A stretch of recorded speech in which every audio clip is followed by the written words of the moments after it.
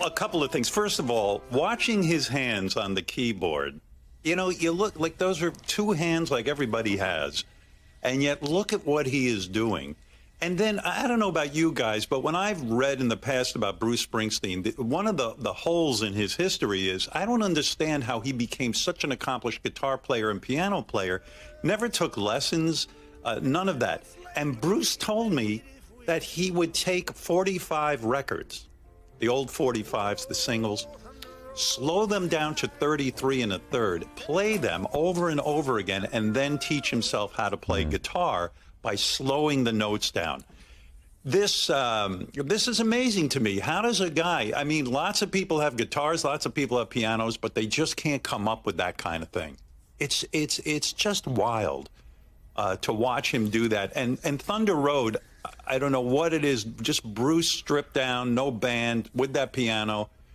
It just goes right through me. And I've just, the way he breaks into it is just, it almost got me again, almost started crying. It's that beautiful. It's the most beautiful thing.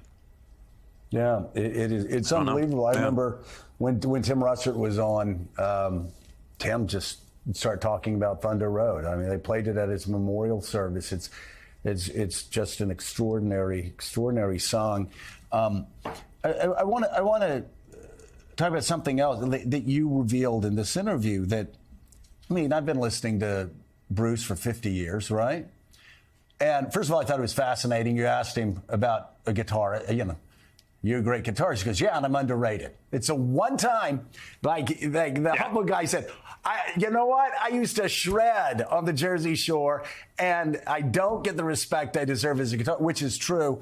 But isn't that great, by the way? I mean, it's so great to hear a guy not be humble, like say, you know what, I am a really good guitar player. I made money being a lead guitar player. Nobody mentions this. And it was Bruce coming to his own defense, kind of bragging a bit. And I love that. I just thought that was great. I thought it was cool. I mean, you listen to his guitar playing in Adam Raise a Cane. You just feel he's got it, and he's always holding back. And it's like Clapton. Sometimes it's what he doesn't play. He doesn't shred because his songs aren't really geared that way. But you know, Howard, as you know, you can interview musicians. They get into the studio. They can hide behind a lot of things in the studio. I got to say, what surprised me as much as a personal revelations, what surprised me was how damn good he was on the piano, how damn good he was on the guitar, how damn good his voice is in his 70s. As powerful, actually, I think more beautiful, more powerful than ever before. And so you're sitting there and you go, how does he do it? And then I go back to the beginning of your interview.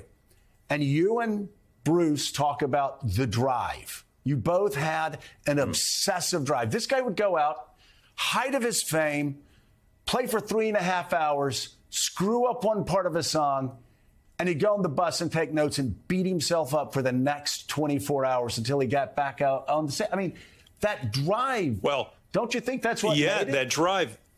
Well, what I found fascinating, Bruce said this, and I never considered, I've been talking about this on the radio forever with my own family dynamic, but he said most people in show business who succeed have one parent who basically beat them up and another parent who thought they were the second coming of Christ.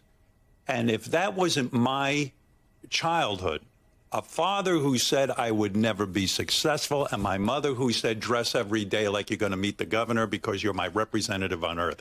And when Bruce articulated that, and he talked about all of these artists that he knows, that this is the family dynamic that sets up sort of this drive, this insane drive.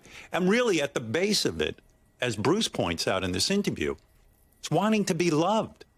You know, if you don't get that love at home and you never had it, you want people to just pay attention to you. You want to be heard. And I think that was the drive that made Bruce great. I mean, sure, he has musical ability, but he put in the thousands and thousands of hours. I mean, I relate to his story. As you said, you mentioned my movie. I mean, when I was a kid growing up, I tell my father I want to be in broadcasting. My father was a radio engineer. He goes, "You're terrible. You are inarticulate. You don't read. You don't act. You don't do anything. You sit around here like a lummox, and you know all you want to do is prove him wrong." And I think Bruce brings that out in this interview, and it's great to learn all these things, because I think this kind of obsession, we always want to understand what drives a person. Why do some people work harder than others? And Bruce has his things that he had to work out, and he did it. He obsesses over every mistake, you know. Yeah, like you and Willie do when you do the show. I mean, you and Willie, I know it's legend in our broadcasting business. You and Willie get together afterwards and say, "What did we do wrong? How can we improve tomorrow?" You beat each other up. I understand it. You know, we're all the same. We're all the same. It's nonstop. We're obsessive. Sometimes we'll be up 11, 12 at night going, God, that intro into the 10th hour. How could we have done that better? You know, I'm a big fan of your show, and I always wonder why, when you and Willie, Joe, talk sports, I enjoy it. I'm not a sports guy. I don't care about sports, but I like to know what's going on. And Mika gets so upset with the two of you when you speak sports. And I go, you know, Mika, I start yelling at this guy. I go, Mika, either let them talk sports or let's eliminate sports from the show. So there's a lot we have to work out in all of our shows, right? But Mika seems genuinely annoyed, really annoyed when you guys speak sports. That's real, yeah. But sometimes, that is real. That is a real thing. Can I just want to talk about this moment in time in which we live, because you've talked about it. You're alive when Bruce is alive. You're alive when Mick's alive. You're alive when Paul's alive. And Bruce started talking about the golden era, how lucky he was. He talked to Steve. He said, hey, you know what? We may be old men, but we grew up in the golden era. And I think sometimes about how lucky we are. Just growing up, listening to music in the 60s and 70s. You know, I'm a Southerner, but I lived in upstate New York when I was in middle school. And at night, while everybody's watching Happy Days and everything else, I was up and I was listening to CKLW, and I was turning the dial, and I'd listen to WLS, and I'd listen to George Michael, WABC, with all the reverb. Sounded like he was at the bottom of a well. But the music, the DJ was amazing. The magic. Yeah.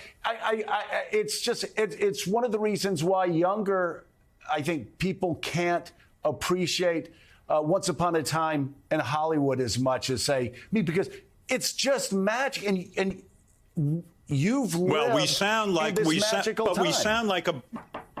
We do sound like a bunch of old men. You know, back in our day, it was great. But I just can't help but agree with you. There was an energy in the 60s and 70s when the Beatles came over and the Stones came over. Music was not just music to us. It was our whole identities. We changed the way we looked. We worshiped these guys. They touched a nerve. And as I said before, in a way, religion never touched the nerve. In the way philosophy or our teachers, these guys were our teachers. You know, when I just had Neil Young on the show, who is brilliant, and I'm a big Neil Young fan. When he walked into the woods, 4 kids were killed at Kent State. He walked into the woods because he gets his energy or his mojo from there, and he walked out with the song Ohio, 4 dead in Ohio, singing about the murders at Kent State. In 20 minutes, the guy wrote the song. There was an energy. Music meant everything. It was the protesting of the war. You might even say it brought our political world to its knees. Nixon was afraid of John Lennon. I mean, these guys had an enemies list and included musicians. They were so powerful. The music was so powerful.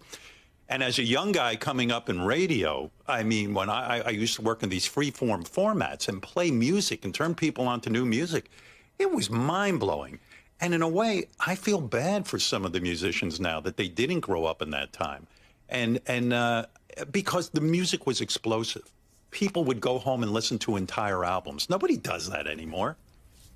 It took on an importance in our lives that I don't think we'll ever see again, the way music is now. It's just not the same.